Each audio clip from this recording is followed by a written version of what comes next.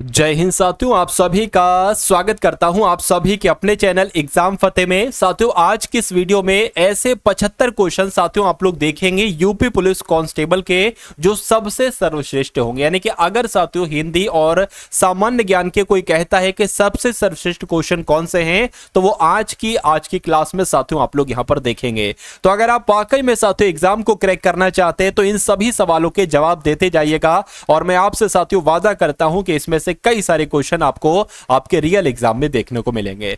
तो हिंदी के साथियों आज 37 क्वेश्चन है और बहुत अच्छा लेवल साथियों मैंने रखा है इन हिंदी के क्वेश्चंस का। मेरा मानना है कि अगर हिंदी के इन क्वेश्चंस में से साथियों आप अगर 37 में से 25 का स्कोर कर देते हैं तो आपके लिए बहुत अच्छा होगा, यानी कि आपकी हिंदी अच्छी मानी जाएगी। तो पहला प्रश्न आपकी स्क्रीन पर आ चुका है कि निम्नलिखित में से कौन सा शब्द जातिवाचक शब्द नहीं, यानी कि जातिवाचक संज्ञा नहीं है। अगर बात करते हैं साथियों जवान शब्द की, तो ये तो जवान शब्द जातिवाचक संज्ञा है। बालक शब्द ये भी आपका जातिवाचक है, मनुष्य भी आपका जातिवाचक शब्द है। लेकिन बात करते हैं सुंदर आपका जातिवाचक नहीं है। क्यों नहीं है? क्योंकि सुंदर साथियों एक तरीके से एक संज्ञा नहीं है।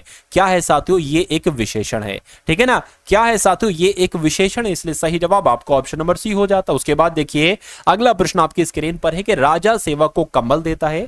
वाक्य में रेखांकित पद में कौन सा कारक है, यानी कि सेवक को अगर बात करते हैं तो यहां पर देखिए राजा सेवक को कह लो या राजा सेवक के लिए कह लो, एक ही बात है। तो राजा सेवक के लिए कंबल देता है, और आप सभी को मैंने बताया था कि जहां पर भी के लिए आ जाता है वहां पर कौन सा कारक होता है साथियों? संप्रदान कारक होता है। तो जिनका भी आंसर यहां पर ऑप्शन नंबर ए है तो बिल्कुल करेक्ट है। उसके बाद देखिए अगला प्रश्न है जो देखा नहीं जा सके, इस वाक्य का एक शब्द इनमें से कौन सा होगा बताइए। देखिए जो देखा नहीं जा सकता उसको तो अदृश्य ही कहा जाएगा, सही जवाब आपका बी हो जाता है। उसके बाद देखिए ज्ञा वर्ण किन वर्णों के सहयोग से बना है बताइए। तो अगर बात करें साथियों जा और उआ शब्दों के सहयोग से बना है, यानी कि इनको मिलाकर ही ज्ञा शब्द बनाया जा सकता है। उसके बाद देखिए अगला प्रश्न आपकी स्क्रीन पर है कि भाववाच्य वाला वाक्य इनमें से कौन सा है बताइए। तो साथियों क्वेश्चन आप देखते जाइए और फटाफट सुपर फास्ट ये क्लास है, बहुत तेजी के साथ आपके सामने से प्रश्न आएगा और बहुत तेजी में आपको उसका उत्तर बताना है। देखिए भाववाच्य वाला वाक्य आपसे पूछा जा रहा है, बताइए। मैंने आपको बताया था कहीं पर भी अगर भाववाच्य वाला वाक्य होगा तो उस वाक्य में साथियों से होगा और नहीं होगा, यानी कि ये दो शब्द होना ही होना है। तो मालती खाना खाती इसमें नहीं है, रमेश खाना खा सकता इसमें नहीं है, हितेश से खाना नहीं खाया जाता तो यहां पर से शब्द भी और यहां पर नहीं शब्द भी है। तो ये आपका कैसा वाक्य हो जाएगा? एक भाववाच्य वाला वाक्य हो जाएगा। उसके बाद देखिए जिसकी लाठी उसकी भैंस, ये क्या है साथियों? तो अगर बात करते हैं ये क्या है, तो ये तो एक लोकोक्ति है। क्या है साथियों? ये एक लोकोक्ति है, इसलिए राइट आंसर आपका जाएगा डी के साथ। उसके बाद देखिए पुस्तक क्या स्त्रीलिंग पुल्लिंग है या नपुंसकलिंग है बताइए। तो पुस्तक की अगर बात करें, पुस्तक कैसी है, तो कैसी आ गया तो ये स्त्रीलिंग हो जाएगा। पुस्तक अच्छी है, अच्छी आ जाए तो स्त्रीलिंग, और अच्छा आ जाए तो पुल्लिंग हो जाएगा। सिंपल सा प्रश्न और उसका सिंपल सा जवाब हो जाएगा। किसी काम को करने में हिचकना, इसका शब्द की अगर बात करते हैं इसमें समानार्थी शब्द साथियों क्या है? देखिए हिचकना कह लो या संकोच करना कह लो, बात एक ही है। राइट आंसर आपका अगर है ऑप्शन नंबर ए तो बिल्कुल करेक्ट है। उसके बाद देखिए अगला प्रश्न है कि बाण और बाढ़ इन दोनों शब्दों के मतलब आपसे पूछे जा रहे हैं। देखिए आप सभी लोग जानते हैं कि बाढ़ का मतलब होता है तीर, तो तीर यहां भी है, यहां भी है, यहां भी है, यहां भी है। लेकिन इस बाण की जब हम बात करते हैं तो इसका मतलब होता है साथियों आदत। इसलिए कुल मिला के आपका राइट आंसर जो जाएगा वो ऑप्शन नंबर सी के साथ जाएगा। सूरज का तत्सम शब्द क्या होता है बताइए। तो सूरज को तो साथियों तत्सम में अगर बात करें ना तो सूर्य कहा जाता है। सूरज आपका तद्भव शब्द है और सूर्य आपका एक तत्सम शब्द है। उसके बाद देखिए साथियों पुरुष पत्नी के मरने पर क्या हो जाता है। जैसे कि अगर बात करें किसी का पति मर जाता है तो वो तो विधवा कहलाई जाती है, लेकिन अगर किसी पुरुष की पत्नी मर जाती है तो उसको क्या कहा जाता है? उसको विधुर कहा जाता है। ये आप लोग ध्यान रखेंगे। आंसर आपका अगर है ऑप्शन नंबर बी तो बिल्कुल करेक्ट है। भारत क्या है साथियों? भारत एक ऐसा कैसा देश है? एक मृदुभाषी है, एक अल्पभाषी है, एक बहुभाषी देश है या एक सर्वभाषी देश है बताइए। देखिए भारत की अगर बात करें तो अलग अलग भाषा, यानी कि बहुत सारी भाषा बोलने वाले लोग यहां पर रहते हैं, तो इसको बहुभाषी कहना साथियों सबसे उपयुक्त होगा। इसलिए राइट आंसर आपका जाएगा सी के साथ। चलिए उसके बाद देखिए अगला प्रश्न है साथियों, जिसे कठिनाई से भेदा जा सके उसको क्या कहा जाता है? उसको साथियों दुर्भेद कहा जाता है। अगर बात करें जिसे कठिनाई से भेदा जाता है उसे क्या कहा जाता है साथियों? दुर्भेद कहा जाता है। ये आप लोग ध्यान रखेंगे साथियों, आंसर आपका जाएगा बी के साथ। उसके बाद देखिए जो सबको समान भाव से देखे, तो जो सबको समान भाव से देखे उसको समदर्शी कहा जाता है। क्या कहा जाता है? समदर्शी कहा जाता है। परलोक से संबंधित को क्या कहा जाता है? पारलौकिक कहा जाता है। जो परलोक से संबंधित होता है उसे पारलौकिक कहते हैं। और पीछे पीछे चलने वाले को क्या कहते हैं साथियों? पीछे पीछे चलने वाले को अनुगामी कहते हैं। क्या कहते हैं साथियों? अनुगामी कहते हैं। राइट आंसर आपका जाएगा ए के साथ। उसके बाद देखिए अगला प्रश्न है साथियों, जिसके हृदय में ममता नहीं है उसको क्या कह सकते हैं? तो उसको एक तरीके से साथियों निर्मम कहा जाएगा, जिसके हृदय में ममता नहीं होती है। उसके बाद देखिए साथियों, बाल की खाल निकालना मुहावरे का मतलब क्या होता है बताइए? तो अगर बात करें बढ़ा चढ़ाकर बात कहना, गुण दोष की परख करना, बहुत मीन मेक निकालना, ये आपका बिल्कुल सही हो जाएगा। यानी कि बाल की खाल निकालना एक तरीके से बहुत मीन मेक निकालने को कह सकते हैं। समान व्यवहार करना, इस लोकोक्ति की अगर बात करते हैं साथियों, तो इसका मतलब क्या? एक ही लकड़ी से सबको हाँकना होगा। एक और एक 11 होते हैं, एक तो करेला दूजा नीम चढ़ा, या एक पंथ दो काज। तो मैं कहूंगा साथियों समान व्यवहार करना यानी कि एक ही लकड़ी से सबको हाँकना कहलाया जाता है। उसके बाद देखिए साथियों, प्रा उपसर्ग से निर्मित कौन सा शब्द नहीं है बताइए? एक तो साथियों ये भी है, एक ये भी है, एक ये भी है, लेकिन पयोद नहीं है। अब नहीं है तो यही आपका राइट आंसर है। भनक शब्द में लगा प्रत्यय साथियों कौन सा है बताइए? तो भनक की अगर बात करते हैं साथियों, अक प्रत्यय इसमें लगा है। कौन सा प्रत्यय लगा है साथियों? अक प्रत्यय लगा है। उसके बाद देखिए धूमिल शब्द का विपरीत शब्द क्या होगा बताइए? तो धूमिल का साथियों क्या हो जाएगा? उज्जवल हो जाएगा। क्या हो जाएगा? उज्जवल हो जाएगा। राइट आंसर आपका डी के साथ। उसके बाद देखिए अग्रज का अगर विलोम में आपसे पूछूं तो अग्रज का विलोम क्या हो जाएगा? अनुज हो जाएगा। ये पॉइंट आप लोग ध्यान रखेंगे, अग्रज का विलोम अनुज होता है साथियों, ठीक है ना। उसके बाद देखिए अगला प्रश्न आपकी स्क्रीन पर है कि महोदय शब्द का संधि विच्छेद अगर मैं आपसे पूछूं तो महोदय का संधि विच्छेद होता है साथियों महाधन उदय। क्या होता है? महाधन उदय होता है। राइट आंसर आपका बी के साथ जाएगा। उसके बाद देखिए विसर्ग संधि का इसमें से उदाहरण कौन सा है? यानी कि हरिश्चंद्र की जब हम साथियों संधि विच्छेद करते हैं ना, तो क्या आता है? विसर्ग आता है। और इस शब्द में साथियों क्या है? एक तरीके से विसर्ग संधि ही है। उसके बाद देखिए मैं अपने आप वस्त्र साफ कर लूंगा, इस वाक्य में कौन सा सर्वनाम है? आपसे पूछा जा रहा है। देखिए कभी भी आपको ऐसा वाक्य दिखे कि मैं ये काम खुद कर लूंगा, मैं ये काम स्वयं कर लूंगा, मैं स्वयं चला जाऊंगा, मैं खुद होमवर्क कर लूंगा, अगर कहीं पर साथियों मैं अपने आप शब्द आ जाए या मैं खुद का शब्द आ जाए, खुद, या साथियों स्वयं शब्द आ जाए, तो वहां पर साथियों कौन सा सर्वनाम होगा? आप लोग ध्यान रखेंगे, हमेशा वहां पर निजवाचक सर्वनाम होता है। तो कुल मिला के जिनका आंसर यहां पर ऑप्शन नंबर सी था तो बिल्कुल सही था। उसके बाद देखिए कि आपने बुलाया होता तो हम अवश्य आते, अर्थ के आधार पर वाक्य का भेद कैसा है बताइए? तो क्या यहां पर संदेह दिया जा रहा है? संदेह है? कोई संदेह नहीं है, बिल्कुल। यहां पर अगर इच्छा जताई जा रही, बिल्कुल यहां पर एक संकेत दिया जा रहा है कि अगर आप बुलाते तो हम जरूर आते। संकेतवाचक वाक्य हो जाएगा। निम्नलिखित में से कौन पदबंध का भेद नहीं है साथियों बताइए? तो यहां पर अगर बात करें अव्यय पदबंध का भेद नहीं है। राइट आंसर आपका बी के साथ जाएगा। मीरा जोर से हंसी, यह वाक्य किस क्रिया का समुचित उदाहरण है बताइए? तो इसकी अगर बात करें साथियों, हंसना एक तरीके से आकर्मक हो जाएगा। राइट आंसर आपका ए के साथ जाएगा। उसके बाद देखिए राम सीता से सुंदर है, इस वाक्य में कौन सा कारक है बताइए?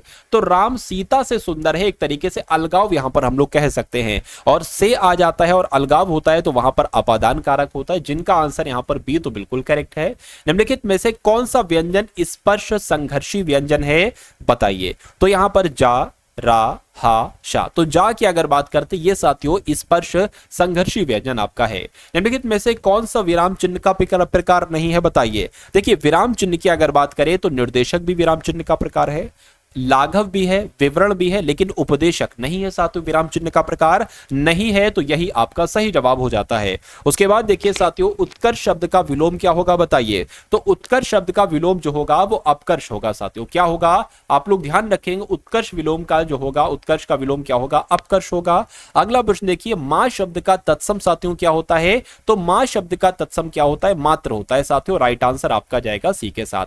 चाकू शब्द का बहुवचन अगर आपसे पूछा जाए तो चाकू शब्द का बहुवचन की अगर बात करें क्या होगा साथियों बताइए? चलिए तो यहाँ पर बात करें साथियों, चाकू शब्द का बहुवचन जो होगा आप लोग ध्यान रखेंगे साथियों, चाकू ही होता है। यानी कि चाकू शब्द का बहुवचन अगर आपसे पूछा जाए तो आप साथियों क्या बताएंगे, चाकू शब्द का बहुवचन चाकू ही होता है। इतनी सी बात आपको साथियों मालूम होना चाहिए। उसके बाद देखिए अगला प्रश्न है कि जिन शब्दों की उत्पत्ति का पता नहीं चलता उनको क्या कहा जाता है साथियों, बताइए। तो आप लोग ध्यान रखेंगे, देखिए जिन शब्दों की उत्पत्ति का पता नहीं चलता उनको एक तरीके से देशज शब्द कहा जाता है। अब देखिए साथियों, आपके सामने यहाँ पर सामान्य ज्ञान के क्वेश्चन शुरू हो चुके हैं, तो बहुत तेजी के साथ साथियों सामान्य ज्ञान के क्वेश्चंस को हम लोग देखेंगे। विश्व पृथ्वी दिवस साथियों कब मनाया जाता है, अगर आपके एग्जाम में क्वेश्चन पूछा जाए, और ये एक तरीके से टॉप लेवल के साथियों क्वेश्चन है। यानी कि सभी क्वेश्चन साथियों आप लोग यहां पर देख रहे हैं वो एक तरीके से टॉप लेवल के क्वेश्चन है, और आपको आपके एग्जाम में साथियों यही क्वेश्चंस देखने को मिलेंगे। तो विश्व पृथ्वी दिवस कब मनाया जाता है, 22 अप्रैल को। उसके बाद देखिए चाबहार बंदरगाह किस देश में है, तो ईरान में है साथियों। चाबहार बंदरगाह कहां पर है, ईरान में है, यह भी आपको मालूम होना चाहिए। जेफ बेजोस किस कंपनी के संस्थापक हैं, बताइए। चलिए, तो अमेजन आप लोग साथियों ध्यान रखेंगे, जेफ बेजोस किस कंपनी के संस्थापक हैं, तो अमेजन के संस्थापक है, जिनका आंसर यहां पर डी था, तो बिल्कुल करेक्ट था भाई, बहुत बढ़िया, वेरी गुड क्लास। अब उसके बाद देखिए अंतरराष्ट्रीय सौर गठबंधन में शामिल होने वाला 119वां देश कौन सा बना है, तो माल्टा बना है साथियों। ये पॉइंट, ये जवाब आपको साथियों मालूम होना चाहिए। चलिए, अब उसके बाद देखिए अगले नंबर का क्वेश्चन आपकी स्क्रीन पर है। आपसे पूछा जा रहा है कि निम्नलिखित में से, देखिए अब करंट अफेयर के सवाल आपके सामने है कुछ, निम्नलिखित में से किस प्रख्यात लेखक व राजनेता को फ्रांस के सर्वोच्च नागरिक सम्मान यानी कि शेवेलियर डी ला लीजन डी होनूर से सम्मानित किया गया है। तो यहां पर बात करें किसकी बात चल रही है साथियों, शशि थरूर की बात चल रही है। शशि थरूर को सम्मानित किया गया है। प्रसिद्ध कानूनविद हैं, कौन है साथियों, प्रसिद्ध कानूनविद है फली एस नरीमन।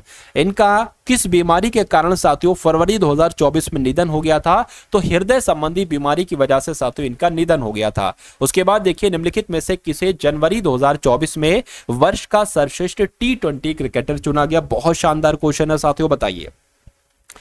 तो किसकी बात चल रही है साथियों, क्या आपका राइट आंसर हो सकता है सूर्य कुमार यादव, आपका सही जवाब हो जाता है। यानी कि जनवरी 2024 में वर्ष का सर्वश्रेष्ठ T20 खिलाड़ी चुना गया साथियों सूर्य कुमार यादव को। उसके बाद देखिए ब्रिटेन के प्रतिष्ठित ब्लावाटनिक पुरस्कार के लिए किस युवा भारतीय वैज्ञानिक को चुना गया है, तो किसको चुना गया है साथियों, राहुल नायर को, मेहुल मलिक को, तन्मय भारत को, यानी कि इन सभी को चुना गया है। इसलिए सही जवाब आपका डी के साथ जाएगा। राष्ट्रीय बालिका दिवस साथियों अगर आपसे एग्जाम में पूछा जाए कब मनाया जाता है, तो 24 जनवरी को साथियों राष्ट्रीय बालिका दिवस मनाया जाता है। यह बात आपको साथियों मालूम होना चाहिए। उसके बाद देखिए अगले नंबर का क्वेश्चन आपकी स्क्रीन पर है, देखिए और बताइए सही जवाब आपका साथियों क्या होगा कि यूनेस्को ने विश्व किस भारतीय नृत्य को मानवता की अमूर्त सांस्कृतिक विरासत सूची में दिसंबर 2024 में शामिल किया था, तो गरबा को साथियों शामिल किया था।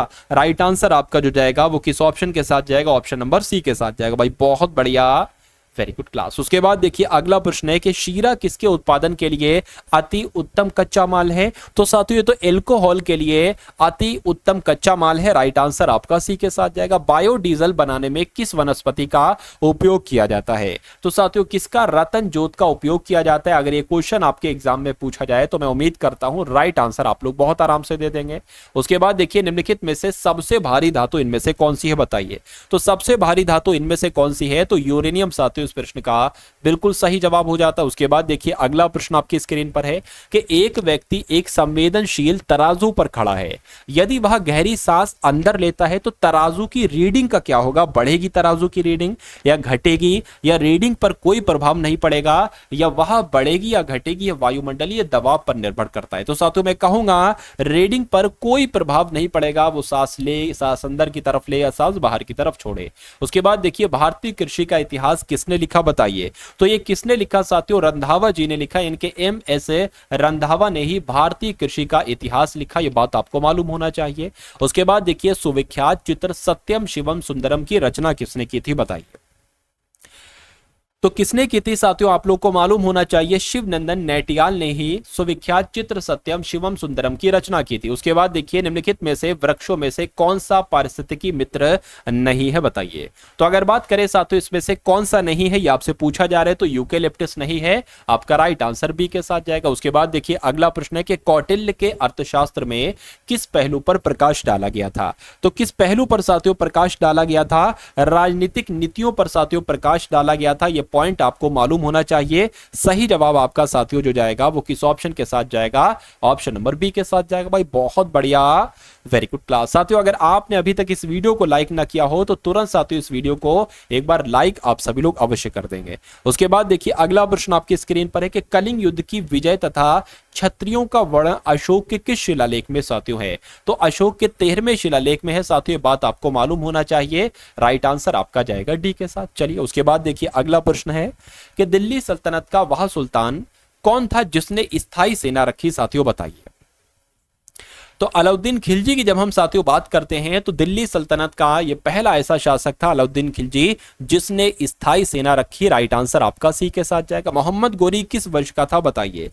तो मोहम्मद गोरी की अगर बात करते हैं साथियों किस वंश का था, देखिए और बताइए सही जवाब क्या होगा।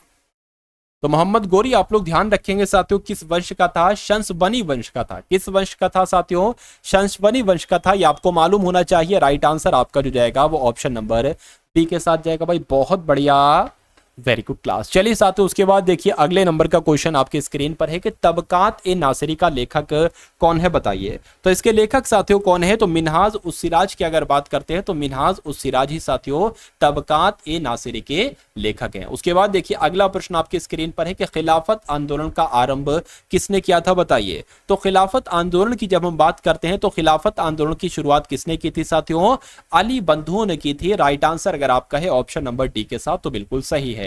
उसके बाद देखिए अगला प्रश्न आपकी स्क्रीन पर है कि with you all the way किस बैंक की विज्ञापन पंक्ति है, बताइए। तो ये तो साथियों एसबीआई की है, यानी कि स्टेट बैंक ऑफ इंडिया की है, यानी कि भारतीय स्टेट बैंक की एक तरीके से विज्ञापन पंक्ति है। राइट आंसर आपका भी हो जाता है। अब उसके बाद देखिए कि नरसिम्हन समिति ने किस संबंध में सुझाव केंद्र सरकार को दिया था, बताइए। तो जो बैंकिंग संरचना से संबंधित सुधार था ना साथियों, ये नरसिम्हन समिति ने दिया था। किसको दिया था, केंद्र सरकार को दिया था। उसके बाद देखिए हरित क्रांति शब्द के प्रतिपादक कौन है साथियों, बताइए। तो हरित क्रांति के प्रतिपादक कौन है, तो विलियम गॉड की अगर बात करते हैं तो ये साथियों हरित क्रांति शब्द के प्रतिपादक हैं। और ये क्वेश्चन आपके लिए बहुत इंपॉर्टेंट है, तो जिनका आंसर यहाँ पर बी था तो बिल्कुल सही था। उसके बाद देखिए नियाग्रा की अगर बात करें प्रताप, ये कहां पर है, बताइए। तो नियाग्रा प्रताप साथियों ये कहां पर है, आप लोग ध्यान रखेंगे, ये यूएसए में है। राइट आंसर आपका जो जाएगा वो ऑप्शन नंबर डी के साथ जाएगा। उसके बाद देखिए संसार का सबसे बड़ा महाद्वीप कौन सा है, बताइए। तो संसार का सबसे बड़ा महाद्वीप साथियों कौन सा है, एशिया महाद्वीप है। और अपना जो भारत है ना साथियों वो एशिया महाद्वीप में ही है। चलिए उसके बाद देखिए अगला प्रश्न आपकी स्क्रीन पर है कि ऑस्ट्रेलिया में स्थित कालगुर्गी, क्या ऑस्ट्रेलिया में स्थित कालगुर लेक किसके लिए विख्यात है, बताइए। तो ये साथियों किसके लिए विख्यात है, स्वर्ण के उत्पादन के लिए विख्यात है। सही जवाब आपका जो है ना वो ऑप्शन नंबर ए के साथ जाएगा। और जिनका भी आंसर यहाँ पर ऑप्शन नंबर ए है तो बिल्कुल करेक्ट है। उसके बाद देखिए अगला प्रश्न है कि आइसोडोपेन शब्द का प्रयोग किया जाता है, बताइए। तो औद्योगिक स्थानीयकरण में, कृषि प्रदेशों के सीमांकन में, जलवायु कटिबंधों के विभाजन में या वनस्पति विदेशों के विभाजन में, तो मैं कहूंगा साथियों आइसोडोपेन शब्द का जो प्रयोग किया जाता है वो कहां किया जाता है साथियों, वो औद्योगिक स्थानीयकरण में किया जाता है। उसके बाद देखिए अगला प्रश्न है जापान के मैनचेस्टर की अगर बात करते हैं साथियों, तो जापान का मैनचेस्टर किसे कहा जाता है, ओसाका को कहा जाता है। किसको कहा जाता है साथियों, ओसाका को कहा जाता है जापान का मैनचेस्टर। यह बात आपको मालूम होना चाहिए। बड़ा इमामबाड़ा साथियों कहां पर है, देखिए अगर आपसे पूछा जाए बड़ा इमामबाड़ा कहां पर है या आपसे पूछा जाए साथियों छोटा इमामबाड़ा कहां पर है, ठीक है ना। अगर आपसे पूछा जाए बड़ा इमामबाड़ा कहां पर है या आपसे पूछा जाए छोटा इमामबाड़ा कहां पर है, तो ये दोनों इमामबाड़े साथियों एक तरीके से लखनऊ में है। तो जिनका भी आंसर यहां पर ऑप्शन नंबर बी तो बिल्कुल करेक्ट है। उसके बाद देखिए अगला प्रश्न आपकी स्क्रीन पर है कि रायसीना पहाड़ी ये कहां पर स्थित है, बताइए।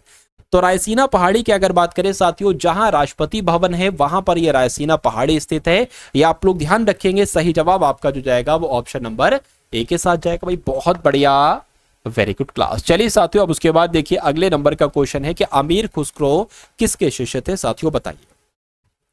तो ये साथियों किसके शिष्य थे, सफेदुन अहमद के या निजामुद्दीन औलिया के या असदुल्ला बेग के या मोइनुद्दीन चिश्ती के? तो ये किसके साथियों शिष्य थे? आप लोग ध्यान रखेंगे ये मोइनुद्दीन चिश्ती के शिष्य थे। आंसर आपका डी के साथ जाएगा। लाख बख्श के नाम से किन्हें जाना जाता है साथियों? तो अगर बात करें यहां पर कि कुतुबुद्दीन ऐबक की, तो कुतुबुद्दीन को लाखों का दान देने वाला यानी कि लाख बख्श कहा जाता है। तो इस प्रकार जिनका भी आंसर यहां पर सी था तो बिल्कुल सही था। उसके बाद देखिए भारत में गुलाम वंश का संस्थापक की अगर बात करें तो कौन है बताइए? तो कुतुबुद्दीन ऐबक ही साथियों गुलाम वंश के संस्थापक कहलाए जाते हैं। जिनका भी आंसर यहां पर ए है तो बिल्कुल सही है। उसके बाद देखिए साथियों अगला प्रश्न है कि 11वीं सदी के भारत का दर्पण किसे कहा जाता है बताइए? मोस्ट इंपॉर्टेंट क्वेश्चन है। तो आपने साथियों इस किताब का नाम सुना होगा, किताबुल हिंद। तो किताबुल हिंद की जब हम बात करते हैं तो इसको ही तो साथियों 11वीं सदी का भारत का दर्पण कहा जाता है। तो इस प्रकार आपका आंसर अगर है ऑप्शन नंबर ए के साथ तो बिल्कुल करेक्ट है। उसके बाद देखिए सैडलर आयोग का संबंध किससे है बताइए? तो साथियों शिक्षा से इसका संबंध, इसका संबंध किससे है? तो शिक्षा से संबंध साथियों इसका है, ये आप लोग को मालूम होना चाहिए। राइट आंसर आपका जाएगा ऑप्शन नंबर किसके साथ साथियों? चलिए अब उसके बाद देखिए अगले नंबर का क्वेश्चन। तो अब अगर बात करें साथियों एक रीजनिंग का क्वेश्चन आपके सामने आ चुका है। इस क्वेश्चन का राइट आंसर आपको बताना है। तो ये क्लास आपको कैसी लगी कमेंट सेक्शन में साथियों जरूर बताइएगा। मिलते हैं हम सभी लोग आने वाली वीडियो में। जय हिंद साथियों।